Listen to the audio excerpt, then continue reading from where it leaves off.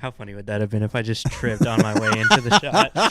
Just as soon as I pulled in, That would be it was the just greatest immediately- way to open up the live stream is just you tripping and falling in front of the camera.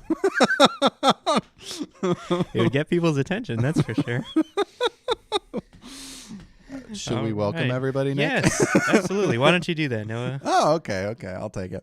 Hey, how's it going, everybody? This is Noah Randolph, teaching pastor here at Wayfarers Christian Church. I'm sitting beside my good friend, Nick Griffin. How are you doing, Nick? I'm doing good, man. You know what I just realized? We What? forgot the other light. I'm going to turn it on. Oh, We gotta no. get the vibe We told ourselves that we had a light that we were going to turn on right before because it doesn't have a battery in it. And, well, it has a battery, but it's like a very short-lived battery. And he told me to remind him, and I didn't remind him. So I'm sorry for the fact. But now we got light, so yay. Thanks, Nick. We're just all kinds of frazzled today. This isn't frazzle. This is us. We're just being normal.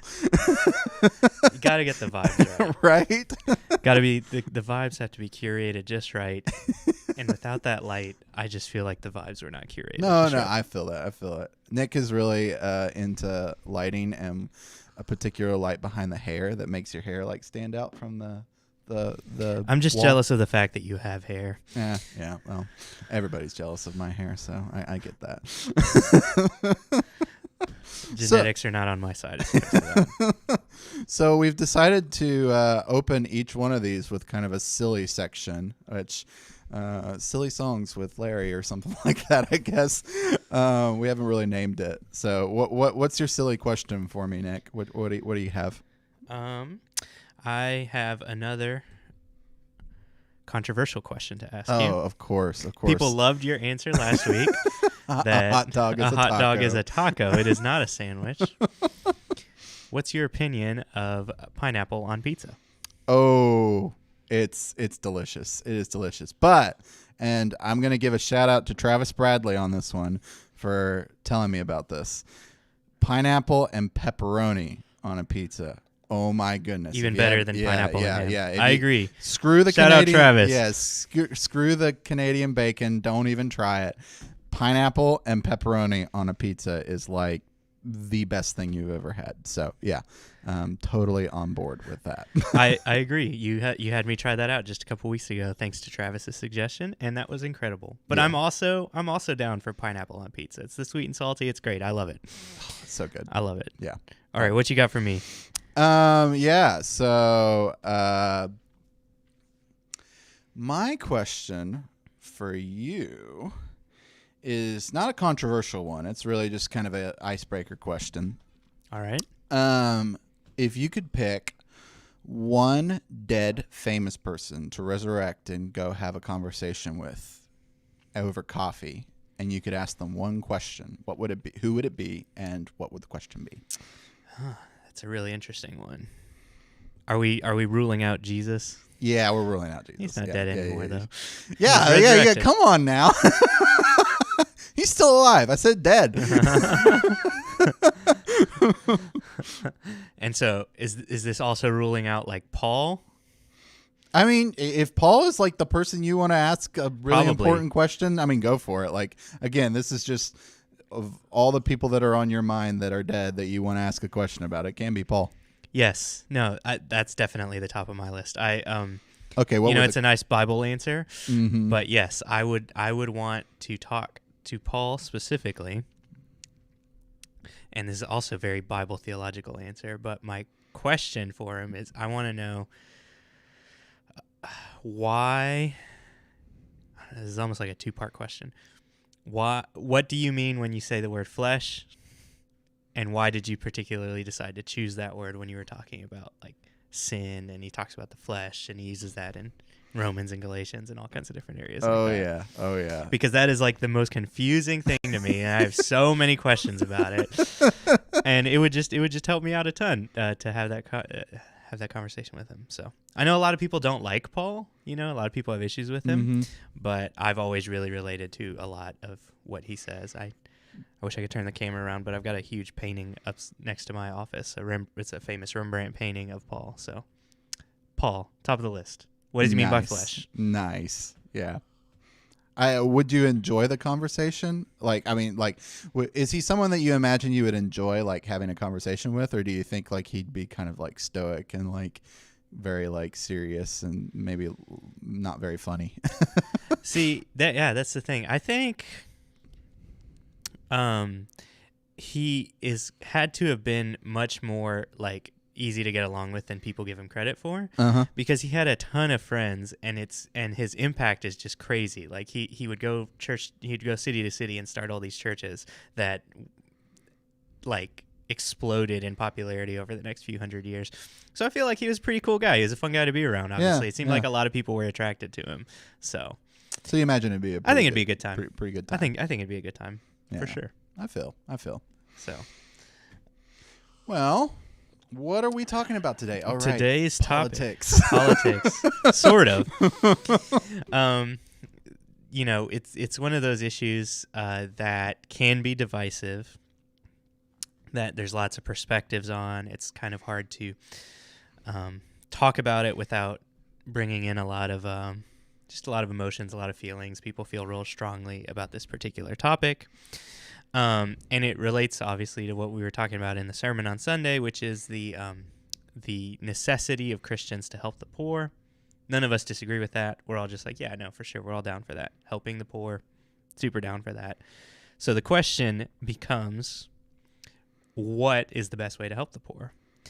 And, you know, what is the correct Christian response as far as like the techniques that we use to help the poor, I guess specifically. And the most controversial one of all of those has to do with government and helping the poor. What is the government's job? What is the government's role in helping the poor? And so that's kind of what we wanted to talk about today. It's kind of funny. We knew this was going to be a difficult topic, so Noah and I spent the last several hours for hours before we went live. We were talking about this issue. Legit, like we started at like 1 p.m. and really finished up at 4. So we had a 3-hour conversation for this 1-hour conversation. Right. So there's a lot that goes into it. And the crazy thing was we had all of these perspectives. We had all these ways we were thinking about it. And then we feel like at the very end, we found this one Bible verse that just like kind of answered it for us. Yeah, it kind of put the nail in the coffin. It really, I will say it kind of changed my perspective, actually, that I've been arguing previously. So, yeah, I think both of us changed our perspectives a little bit after reading after talking about it for hours. It's amazing what happens when you just read scripture. And it is a different direction than I think we were going to take this episode for sure originally. So, but you know, we got to be real with you guys. We're not going to try to argue something that isn't what we actually believe. And I guess we have, even just in the last hour or so, changed our perspective. Yeah. So before we start into that, what was your background with this particular issue, Noah? Like growing up and in, you know, your own thinking through the issue, what was kind of the place you were at before? Yeah, so for the most part, I grew up in a very conservative background. So when it came to helping the poor, one of the main things I would always hear is, yes, we really care about the poor, but only if they deserve to be helped. So this would be like if they were not really like in a place where they were trying to get work, if they were not really in a place where they were pursuing making a better life for themselves, then for the most part, the culture that I kind of grew up in really said those kinds of people don't deserve our help. And it's really only the people that, that are actively trying to seek help and seek work and seek to better their own lives, and just for some reason or another can't get a leg up in their life. Those are the people that you should be helping. Right. And that was really what was taught to me really at an early age. Right. And so it was kind of that would be traditionally what we would consider kind of the more conservative Republican in America, especially, position on a lot of these issues. If someone is refusing to work, if someone is refusing to, you know, is doing immoral things, then you shouldn't help them out. I'll add too that like there was a huge emphasis on self betterment, not government benefit. So you were responsible for your own financial successes and failures, and government was not responsible in any shape or form for your failures or your successes. Yeah. That was a big thing too, as well. And that's similar. That's the exact same environment that I grew up in. It's a common point of view here in the South, especially a little more conservative, a little more Republican, especially in Christian circles. Were you moving away from that? Have you stayed pretty close to that perspective? What was your journey? I think for the most part, I stayed that way until college, and during college, I don't know. I do remember as a 16-year-old and 15-year-old always having arguments with my mother, actually, over. I always felt like I wanted to give a homeless person a $20 bill regardless of what they do with it. It was just something in me that felt like no matter, I never wanted to like ask the probing question, what are you going to go do with this money? I just felt like I wanted to give that $20 bill. It was just, I didn't really want to ask questions. If I had the money in my wallet, I would give it to him, and my mother was very much of the opposite perspective, in which she believed that you should probe and question and try and figure out what they were going to do with this money. And so I do remember, even as a teenager, really kind of having fights with her a little bit over that. And I think that was kind of the first seeds that kind of grew into my college phase, really getting to, I moved downtown to downtown Memphis, and there's a lot of homeless people downtown. And I kind of started living that way. I started giving quite a bit anytime they asked. But eventually I also kind of became poor. It was kind of that weird thing where, you're a white middle-class male, and then suddenly you're out on your own, and you suddenly have to pay a lot of money in college, and just now you don't have as much money as you used to. And so, as I slowly started to not have as much money to be able to give, I always felt really awkward about it because, I stopped carrying cash in my wallet, and really because I just didn't have the money. And I always felt bad in one sense for not being able to give, but I also, my mom's warnings about like what they might go and do with that money always were in the back of my mind as well. Yeah. And because you don't want to help somebody hurt exactly themselves. exactly. And so it was just one of those things where it was always a warring battle in my mind whether or not to give or not give in those types of situations. And what was the Christian thing to do. So, yeah, absolutely. It's funny, I grew up the same way, from very conservative background, politically very conservative, never really had any qualms with that myself. And so, for me, always the biggest issue was not really about whether to help or not, because like I mentioned in the sermon, it was pretty clear to me very early on, I don't know how you can be a Christian without trying to do something to help the poor. Mm-hmm. But I was very convinced that just government period was like evil, and you shouldn't. The best thing to do, the most Christian thing to do, would be to limit the government as much as possible. Don't let the government have power. Limit government power. Keep as much power in the hands of the people. Get it away from government. And I was convinced that was like the biblical view. And so it's funny, Noah, I think you've started to change my mind on some of that. We used to have these conversations at the coffee shop, where I was just like this, I guess you'd call it libertarian. I don't know. I was like hardcore conservative on a lot of those issues. And I was just like, yeah, no, I don't want any government. Don't tell me what to do. Don't tread on me. All that kind of attitude. And I remember you were one of the first ones that really helped me understand that there is kind of a God-given role for government. Like government is not just inherently evil. It's not just inherently something we need to reject. Would you agree with that? Yeah. Government kind of came into it a lot later for me. I had a friend of mine at Avenue Coffee that was even more on the extreme of that kind of libertarian belief system. And so it was kind of the first time I had ever been kind of exposed to this idea that the government is just completely forcing people to do everything, and that maybe And that you should reject and that that you completely. yeah and that you Don't should let the reject government do anything. don't let the government like force you to do anything, and that even taxes in and of themselves were stealing and theft. And it was really the first time that I've been exposed to that extreme of a position on government. And so at the time, I was really attracted to it because it was not Republican and it was not Democrat, and it seemed like Felt like a third option. It felt like a third option that I could. And so I started to research it, and I realized that a lot of it roots back to the differences between Alexander Hamilton and Thomas Jefferson.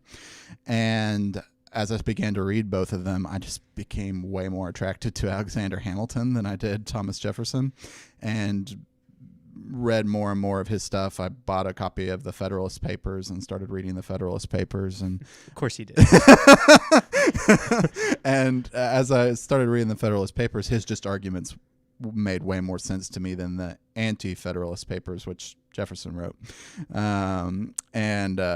So yeah, it just became one of those things where I began to see the value of government and to see the good that it can do. And yes, I was raised in a very distrusting environment towards government. And to read one of the founding fathers and to read his view of government and his idealized version of what government could do to better people was really, really inspiring. And I realized that, like, hey, not every founding father was just like anti-monarchy and anti like people telling them how to live their life. A couple founding fathers actually believed that no, like, you need government to tell you how to do some things, you know, and you need government to kind of organize life, and you need them to use measures sometimes to prod people in a direction. So it was nice to interact with that perspective. And and I appreciate that. You came to that perspective sooner than me, and then you started kind of asking me really interesting questions, getting me to really think through it, and getting me to really ask, is that what the Bible says, or is that just what I think as an American, which is that, you know, government equals evil. Right. And so the question we first started today asking ourselves with was really just, what is the Christian role that government should play? If we're going to look at what the Bible says, if we're going to look at how God set things up, what is the role that government should be playing? And I read this passage in Romans that I think is kind of the one that really lays it out.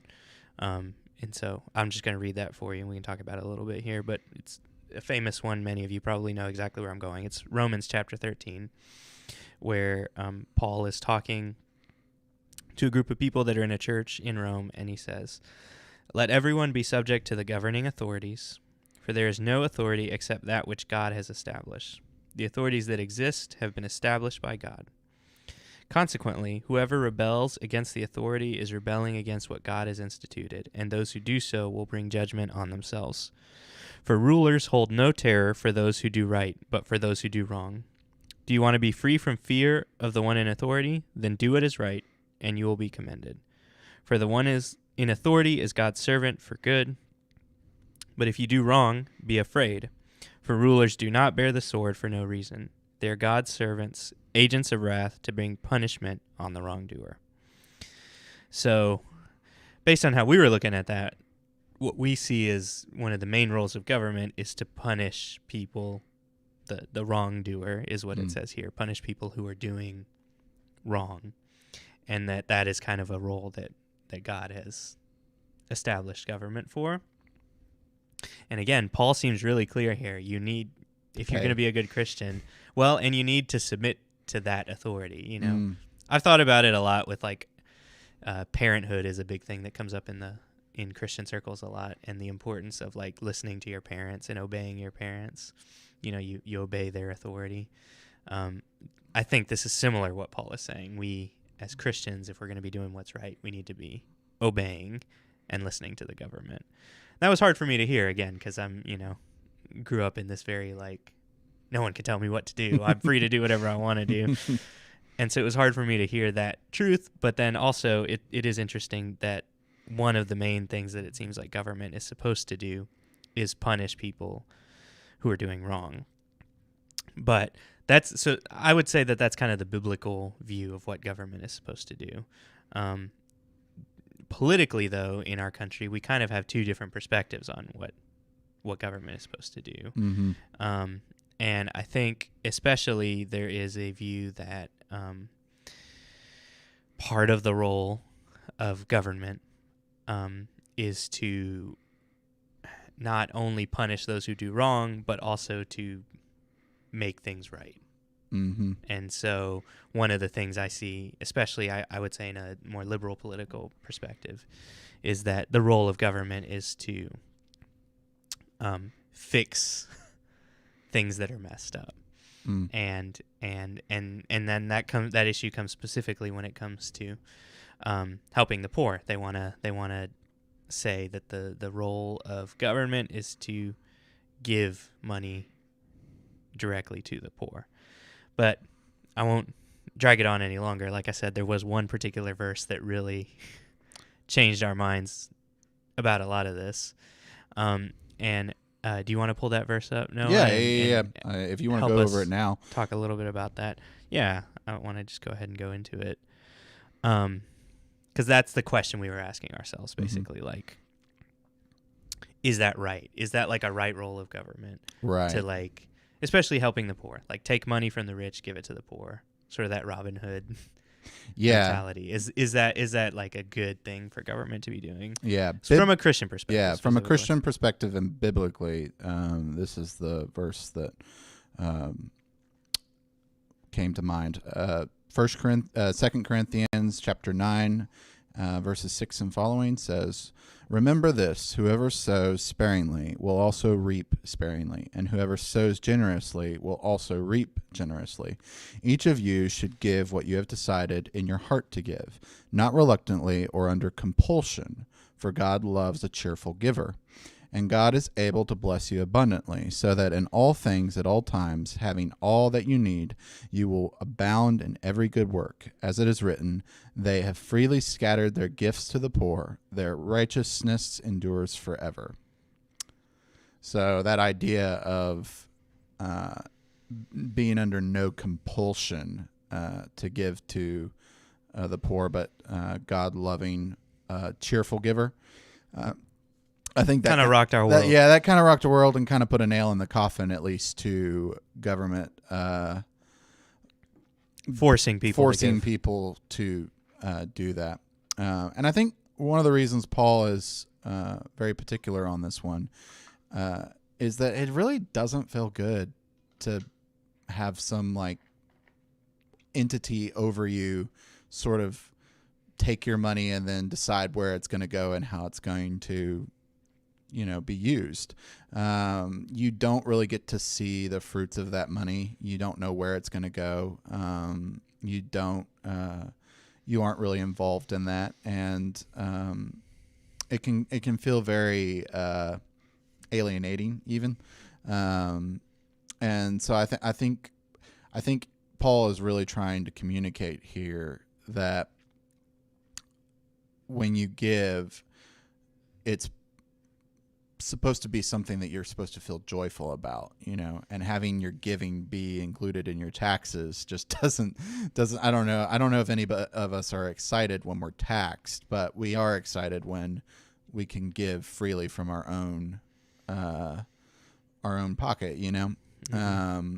And I think that really is what Paul's kind of laying out here, is like no one really, it takes all the joy out of giving if you demand it, because it's no longer a gift anymore at that point. It's not freely offered. It's something you have to do. And I was thinking about it even from like the receiving end of that. Like, say I'm the one that I'm poor, and say I receive a grant, I might feel grateful for the grant, but there's no connection between me and where that money originated from. There's no, I have no idea how many people were taxed to have that money given to me, and you lose that personal touch. You lose that personal sense of self-sacrifice, even, that can build a friendship and build love. So I think that's some of the reasons. Would you agree on that, Nick? Or is Mhm. there anything you would push back on? Or Yeah. Well, because the question we were asking ourselves basically was like, can you be forced to help the poor? mm-hmm. You know, because that's what the government does is they for you have no choice. You know, like Right. they can force you to do whatever it is. Mm-hmm. So our question was like, obviously helping the poor is a good thing. Obviously helping the poor is something that the Bible asks Christians to do specifically. So is it a good thing to force Christians to help the poor by taxing them? You know, because you have no choice. Mm-hmm. Death and taxes are the only two things in the world that aren't avoidable. You can't avoid death or taxes. So you know, is that right? Because it's kind of that difficult thing. This is something that we should definitely be doing. You have no choice. I hope I made that clear in the sermon on Sunday. Mm-hmm. If you're a Christian, you helping the poor is A must. a must. You can't. There's no like opinion about that. Mm. I think we made that pretty clear. So then the question is, if it's a must, then what's the big deal? Use the government as one of the ways that you do that, and that's kind of the perspective me and you were coming to. Right. Over the last right. few years, we were kind of like, yeah, what's the big deal? If it's obviously a good thing, obviously you're supposed to help the poor. What's the big deal of using government as just one of the ways that you do that? Right. And I think when we came in today, that was the maybe what we were going to try to say, right? Yeah, probably. I think before reading this verse, both of us probably would have said something along the lines of, there is a way that as Christians you can have government force people to give money. But what we saw in that verse, like you Mhm. were saying, was that Paul seems to really think that there's a value in doing it from your, like, cheerfully and from your own heart, something that you actually want to do, not something that you're forced to do. Mhm. He even says it, not under compulsion. You shouldn't give under compulsion. And the context of it, he's specifically talking about helping the poor. Like, Yeah. Paul quotes this verse from the Old Testament that's all about helping the poor, and in context, he says it's got to be willfully. You can't be forced to do it. And that was hard for us to hear, but you know that's something I think we're starting to come to terms with ourselves a little bit, that it's important for it to be something that you want to do, Right. for God to bless it, especially, is what Paul is saying. You know. Yeah, we are seeing a shift away from an individual philosophy in politics towards a more communal philosophy in politics. Basically, those words mean like we're seeing a shift away from you solely are responsible for things to communities are responsible for things, and so you are seeing kind of a people a lot more are saying that a whole group of people should be trying to help the poor versus just you individually should be helping the poor. You Yeah. know? And I don't think we disagree with that No, even necessarily.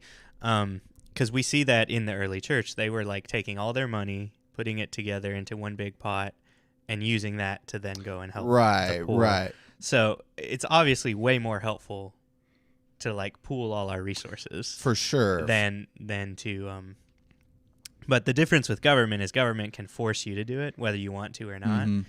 And it seems like as me and you have studied it a little bit more, that it is very important that you not be forced to help the poor. Right. So it's tough, but I think that's the perspective we're coming to. You know, we're going to keep studying it a little bit more, but that's kind of the perspective that we've been coming to.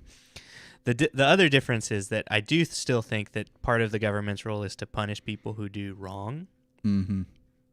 And I do think, especially in America, we don't do enough to use that leverage power to punish those who keep people poor. You know, those people in power who are hurting the poor. Right. You know, whether it's, you know, a big one for me is landowners and business owners who hire people. I mentioned it in the sermon, and don't pay them fair wages for the work that they're doing. Mm-hmm. You know, that's I don't know how, especially as a Christian, I don't know how you could be a Christian and do that. Well, and you mentioned, I think you should probably talk about the idea of greed kind of in our Mm-hmm. society today. And I think you still would agree, at least I do, that in some way, shape, or fashion, our government should take a stricter policy on punishing greed. Right. Because I And think a lot of times people try to put the issue on economics, where I think the biggest issue is greed. And greed is the issue that has ruined every type of economy, I would argue. So, yeah, like the communist countries that haven't worked out, whether it's Venezuela or the Soviet Union or any of those, I see their downfall being the greed of the people that were in charge. They were just like living lavishly. Like you look at right, examples of Stalin's houses before, and many of the other Soviet leaders before the end of the Soviet Union. There was just like this like greed for them personally that was a part of that. And then in the U.S., I think greed is our problem too. I think you have these ultra wealthy billionaire CEOs mm, who, rather than using that money to help people, mm-hmm, are just keeping it mm, all for themselves. And so the issue is not the economic system, I don't think. The issue is greed, which is a moral thing. Me and you talked about the other day, Jesus mentions money more than any other topic yeah. in the Bible. It's almost, there's a verse in particular that says you can either love God or you can love money, and sort of pits these two, pits money almost as a anti-religion, even to loving God. Right. It's counter to God. And you said this really cool thing I'd never thought about, where you said you think it's there's a reason Judas's downfall is money. Yeah. If you notice, Judas in the story of the Gospels is actually the money handler, and all of the money that the disciples and Jesus gain throughout their entire ministry of 3 years goes to Judas Iscariot, and he's the one that has the money bag. And from one passage, I don't remember where exactly, but from one passage we learn that Judas is actually kind of skimming off the top of that with for his own personal use. Right. And by the end, he actually sells Jesus out to the Pharisees for money. 30 pieces of silver, right? The betrayal of Judas is very closely tied to money. And that's not a coincidence. No, it's not a coincidence at all. So that sort of like greed and hoarding of wealth is definitely not a good thing. It's definitely not so. So do you that's been one of my issues with sort of the American brand of Christianity, mm-hmm. is like we always think money is good. Right. So we like worship these like CEOs and these wealthy people. We're always like, man, look at them. Look how much money they've made. Look how much money they have. Mm-hmm. And I just think that there are some people, it's not all, but there are some people that get to be rich by exploiting other people and taking from other people. And that is an area where I do think the government could have a role. The government could have a role in making sure that you're not cheating people out of, you're not infringing on their rights to get your money. And so that's why I don't necessarily have issue with certain laws that are just made to protect people from getting cheated out of salary, out of money, out of all that kind of stuff. To me, that is a good use of government power to be able to do that. I think that's one of the things you can do specifically. Yeah, and I think like, what would you say as like it? Do you think that like governments should be a little, like specifically the American government should be a bit more strict on how CEOs make their money? Is that something that you feel like is a needed reform that probably needs to take place? Yeah, the biggest area I don't have like this is just me personally. Right. We're beyond the realm of biblical, by the way. At this point, everything that we're saying is really personal political opinion. Yeah. I think the biggest issue for me is lobbying. Mm-hmm. It's these rich people who use the government to get even richer. Mm-hmm. So like if you are if you're a CEO of a company that makes copper, you will pay a lobbyist to go to DC and pass a law that means you can't use copper from Chile instead of the U.S. because you want to protect your own riches. I think that's misusing government. I think that's wrong, and I think that that should be punished. I think people who are trying to do that, trying to like use the strong arm of government to make themselves richer, that's a problem. You should not be doing that. And I think that needs to be punished. People who are trying to like work the levers like that needs to be punished, you know? So I would definitely I view that as one of the biggest issues, particularly. Personally, within the church, it is really, really important to me to preach the reality that if you are wealthy, you need to be, you have no choice. You have to be charitable. Like, if you're going to be a Christian, you're going to be wealthy, you have no choice. You have to be giving to the poor. It, again, that was my point in the sermon. It's just, you can't separate those two out necessarily. And so I would view that as my job a lot to help explain to people who have money. And I include myself within that.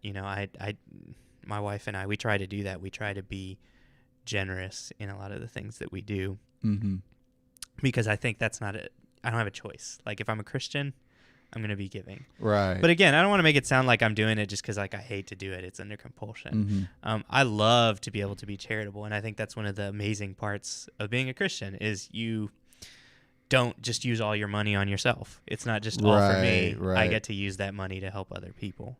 And that's what is important to me. But what about you? Do you think the government should be taking a stronger role in I do. regulating things? Yeah. I definitely believe I don't have a system for it, but I do think that there should be stricter laws. I think too what we're seeing that I'm actually the most concerned about is that the people that have more money in our country are able to buy political favors to keep that money in their hands. And we're seeing a lot of the people that win elections these days are the people that have the most money, biggest support. Most people that are supporting them through financial funds and things like that. And that's probably the most concerning to me, is that's not how the founding fathers originally wanted everything to be set up. Is it wasn't that you could buy yourself an election seat, it was the people all knew who you were as a person and could judge whether or not you were a upstanding person or a not upstanding person. Even Alexander Hamilton says this in the Federalist Papers. It's one of the reasons why he trusts government, which I think is really funny considering today's time. He said he trusts government a lot because people would vote for the person they thought was the best candidate for that position. And so a government theoretically should have the best candidates of the entire region. All the states would have the best men in those positions to be able to make the decisions for everybody else. It would be the best would rise to the top. Yeah, the best would rise to the top, essentially. And the problem right now is because so much money has got involved in it, the best don't rise to the top. Exactly. It's just the richest that rise to the top. Exactly. And so I think that more than anything is you can see it now even with just recent elections, just how much money factors into it. So we both definitely have issues with that. We both feel like that's a wrong way to use government. Right. The power of government forcing people to do that is definitely an issue. And so my biggest desire really is to figure out the best ways to help those in need. And again, to make it very clear to people that that's a part of your Christian responsibility. There's this really cool part in that verse you were mentioning earlier where Paul says, by doing this, if you do this, not only is it going to help those of us in the church that are in need, but everyone around will thank God because of how generous you people are, his people are. And so it's just I really think it's just the best testimony to how awesome God is if his people were actually helping those who had needs. Yeah. You know. And you made a good point too about in your sermon how ideally Christians should be known as the most giving people. Yeah. Because Paul asks us to be giving. He asks us to give joyfully, and ideally, people outside of the faith should see us being giving, and even the government should see Christians being very giving and helping the poor out in as many ways as we can. And what you're seeing today is almost the reverse of that. You're seeing the government far more try and give, and Christians sort of taking a step back and not really being as involved in things. And that to me is like the biggest thing that I would like to shift is like, and I'm not saying this is a universal. I know that there are some places where Christians are still doing wonderful work, but it should be what we're known for. It should be what we're well known for. And I've just interacted with enough people in the service industry to know that they hate serving Christians in restaurants, and they don't tip well, and they don't consider others, and it is. I've just had enough testimony from people outside of the faith to know that we're not known for being the most giving people, at least outside of the faith. That's not the perspective. And I remember hearing that whenever I just remember having conversations at the coffee shop with people who weren't Christians. And the one thing they associated with churches was that churches are always asking for money and never doing anything they're just using that money on themselves. So they're like building bigger stages with more lights and bigger buildings, and they're not using that money to help those in need. And so that's definitely a problem. That is the situation that we find ourselves in. That should never be the case. Somehow someone let it slip that, mega church pastors are making X amount of dollars or whatever. And I can't even count the number of times I heard non-Christians like sort of balk at the 6-figure numbers that some megachurch pastors would be making, and oftentimes they would criticize that. I don't know. You had some thoughts on that critique. What do you think about that, Nick? It's a difficult one, particularly. I do remember one of the verses that kind of gets brought up a lot related to this. There's this really interesting story in the Bible where this woman who has a bad reputation in town, but who has been helped by Jesus, she comes, and this is actually right before Jesus is about to die, about to go to his death, and she brings this very expensive jar of perfume that is a year's wages. Like you would have worked for a whole year to buy this perfume. And she breaks it over Jesus's feet and then washes his feet with like her hair and the perfume. And Judas, who we were talking about earlier, he kind of leans over and he's like, man, you should have taken that money and given it to the poor, And part of the problem is Judas didn't really care about giving it to the poor. He just wanted to skim a little bit off the top, like we were saying. So he was upset that all that money had been wasted on Jesus. And Jesus' answer specifically is just that, like, she had that you're always going to have the poor with you. It's this really interesting phrase of Jesus, and this is what she did was like commendable. He's like commending her for doing that because he's worthy of it. He's God. He's the King. He deserves that honor of this very expensive thing. So in the best sense, I think that's a different way you could look at it with churches, is not that they're wasting money, but that they think God is worth it. Yeah. And so they want to give him the best. I hear that with a lot. I mean, I worked at a megachurch for a year that used to spend a lot of money on lights and gear and their equipment and all that kind of stuff. But when you talk to them, their argument at least was that God deserves the best, so we're going to spend buy the best. Yeah. So that I just want people to think about that. Give people the benefit of the doubt sometimes. It may not be the worst intentions. I still don't necessarily think that's right. I still think that what God would want is not bigger buildings, but helping For sure. the poor. Yeah. There's this really amazing passage in the beginning of Isaiah where God is criticizing the people of Israel because they are doing all the festivals. They're still doing all the festivals. They're still going to the temple and offering their sacrifices. They're still doing everything they're supposed to be doing, but they aren't helping the poor and the widow and the orphan and those in need. And he basically just says, you're like your songs and your festivals, they're like clanging gongs. I don't want to listen to them. Your burnt offerings smell terrible to me. Right. It's horrible to me. Get it away from me. He says, because I want a flood of justice instead. I want justice and help for the poor. And so that's what I would say would be the counter to that. Yes, God deserves our best, but if we're going to give God the gift he wants the most, the gift he wants the most is for us to be helping the poor. Right. So that's what we should give him. And there are a lot of systems that are set up to benefit certain classes even than other classes. And I was talking with Nick right before this about how a lower class and a middle class person will buy houses differently.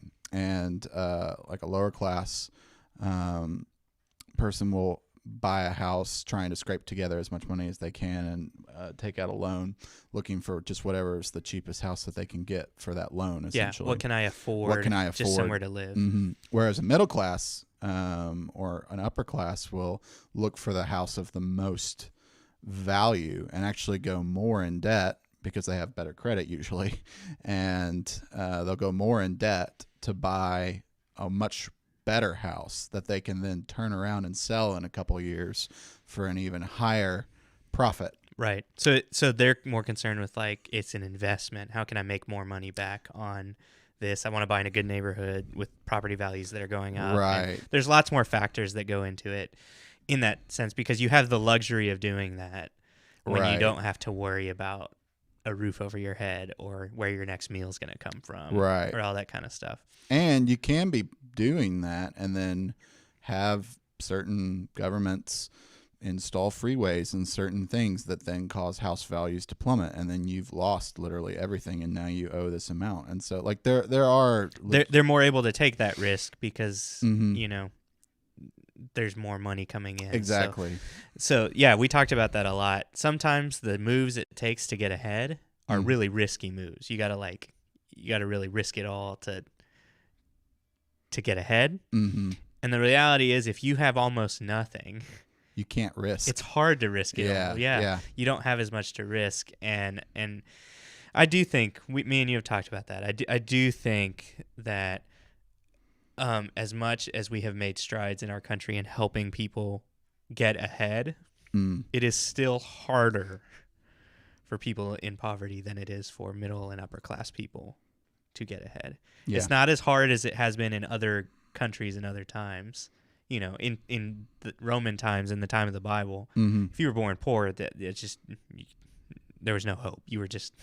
There's no hope of you ever moving up to a different class. Whereas in the U.S., we have all kinds of examples of people who were born poor and were able to rags to riches, all those kind of stuff. But that doesn't mean it was easy for them to do it.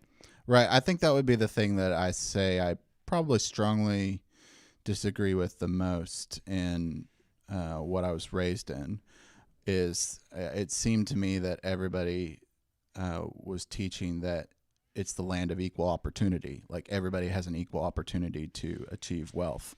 And really the only factor is how hard you try, how much effort you put into it. Yeah.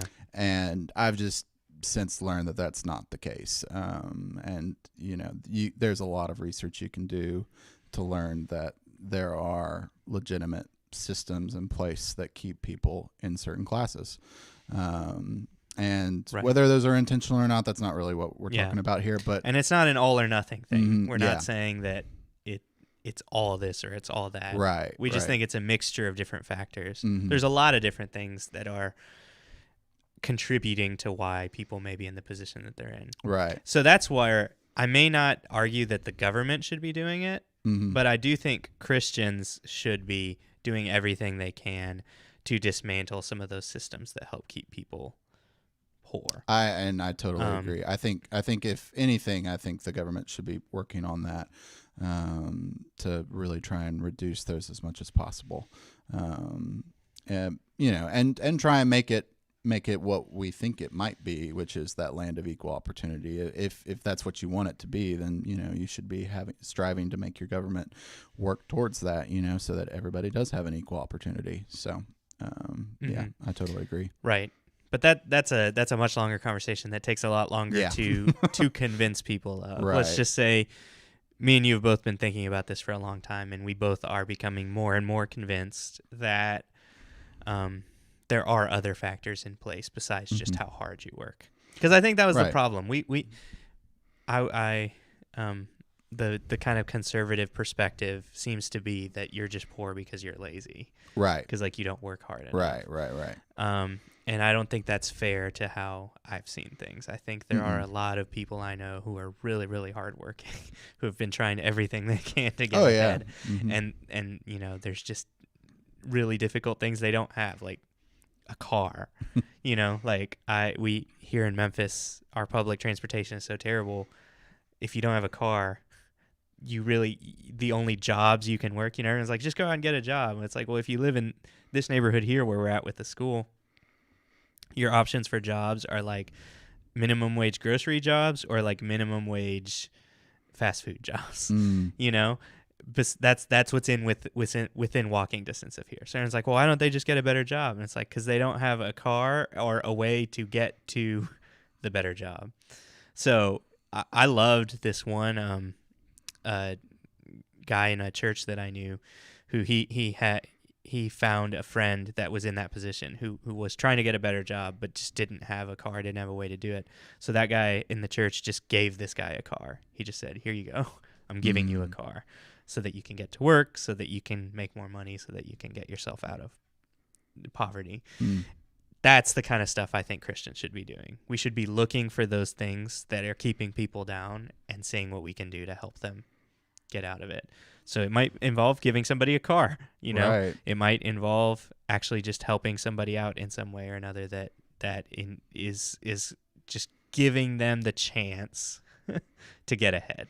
Well, yeah, and I've recently actually even been blessed to have some people that have wanted to support me lately, and it's just an amazing feeling when someone is like, "Oh, you need money for this? Like, I got you. Don't worry about it." It's just there is something about it that is it's very humbling. I think a lot of us in America today want to we're too proud. We're to too take proud. Help from other people. We're too proud to admit that we need money. I'm definitely that way, and so it's really hard to ask, and for someone to just kind of hear your story and be like, oh, you need some money? Oh, I'll give you $100 a month. It's just it's the most encouraging thing, and I think that's what Christians should be doing. We should be the kind of people that are looking for opportunities to help in whatever way we can, and seeing what we can do to help. Yeah, I think the hope that Paul is kind of seeing in these verses is not that you're known by your government, which forces you to give money to the poor. You're known by your individual hearts loving other people and wanting to give in various circumstances. I think that's, if I were to judge a society, and I found out that the society was only giving because they were forced to by taxes, I wouldn't think much of that society, would I? But if I found out that that society was giving voluntarily to everybody, because they wanted to, then I would think amazingly of that society, and so I think the seeking of government to fix the problems is like treating the symptoms and not the disease almost. The disease is that people don't want to help. People are selfish. People are greedy. Yeah, and treating the symptoms might work momentarily, but it won't fix the ultimate heart problem that exists today. And that was my point. I was born in a country that is very socialist communist now in Uruguay and South Uruguay. America. Mm. And they instituted all of these policies to help the poor because they have a lot of poor people there. But it just discounts the fact that people are still going to be greedy. People in the government are still going to be greedy. People in power are still going to be greedy. And it just has not helped. It's still one of the poorest countries in the world. Well, a fair critique has always been that like whoever controls that purse can decide whether or not they want to skim money off the top. Yeah. And if it happens to be the government, how do you know that they're going to do that? Like, how can you keep them accountable? So, Right.